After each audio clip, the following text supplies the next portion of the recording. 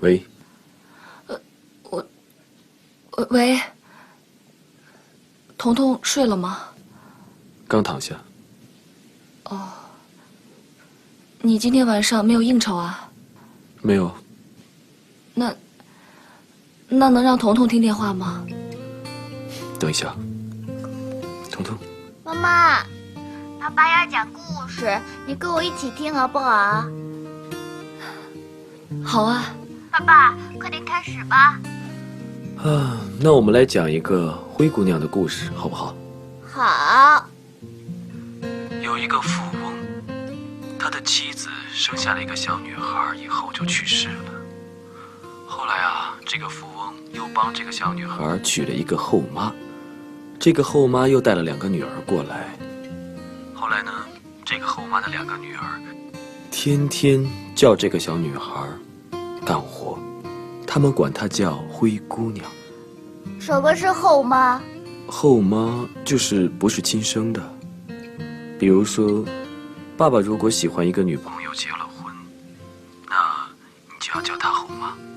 爸爸，我不要后妈。彤彤，爸爸还没有讲完呢。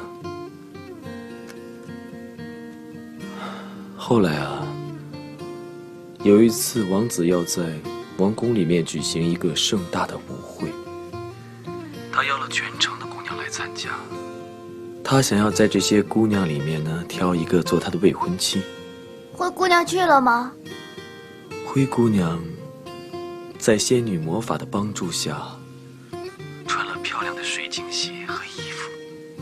可是有一个规定，那就是她必须在晚上12点之前要回去，因为魔法过了12点之后呢，就会失效。她去了，后来呢？她去了。王子见她第一眼就爱上她了，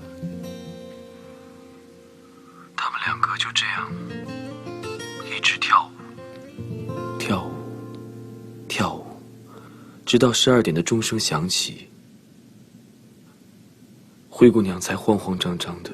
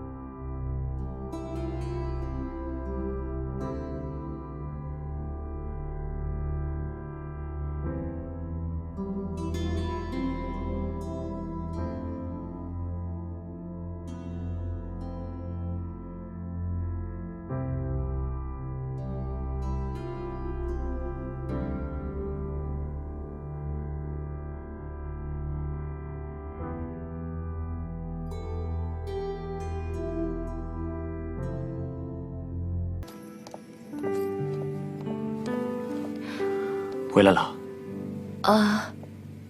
你怎么在这儿呢？路过，顺便来看看你。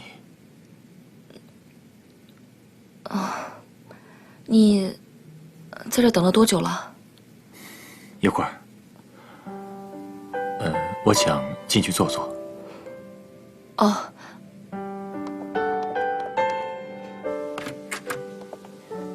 你脸色看起来不太好。最近睡眠少了一些。你这么晚过来，是有什么事儿吗？我已经跟别的投资方签了合同了，酒店的事情算是解决了。是吗？这是好事儿啊！来。可对我爸来说，就未必了。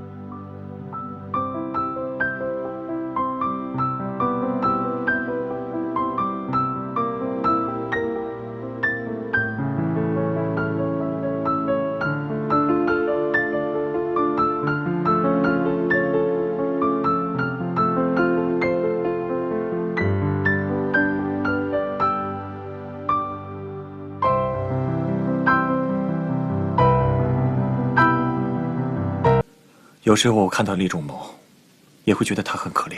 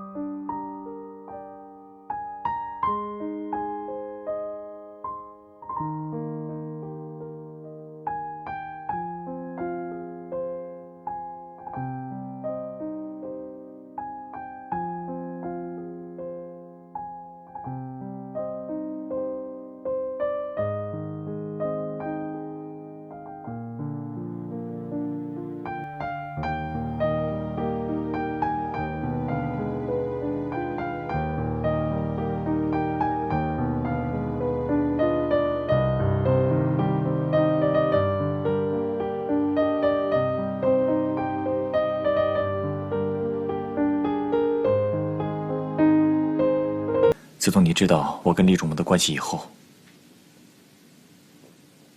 你有没有想过，或者怀疑我在利用你？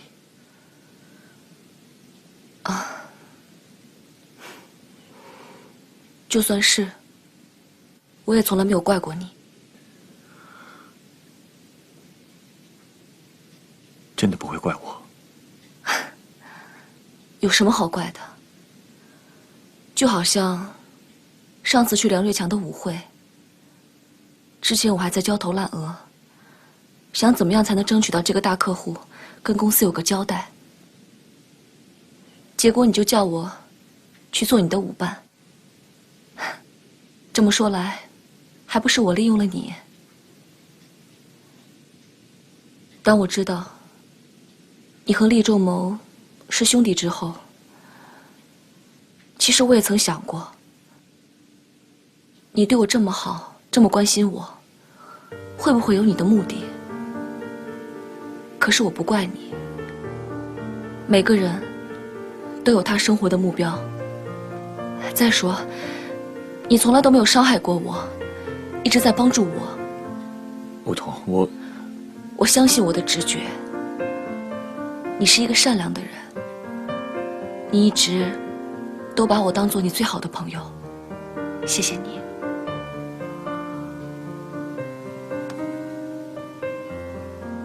怎么了？我病入膏肓了，有一种病叫坠入爱河，知道吗？最早动心的人就会最早死去。我就是得了这个病。别不正经了。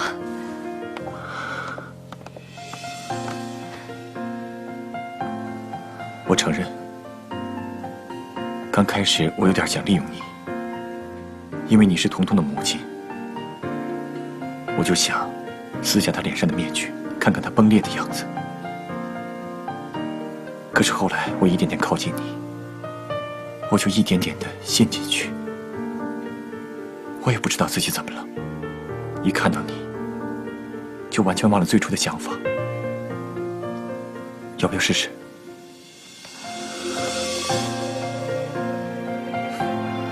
你很像。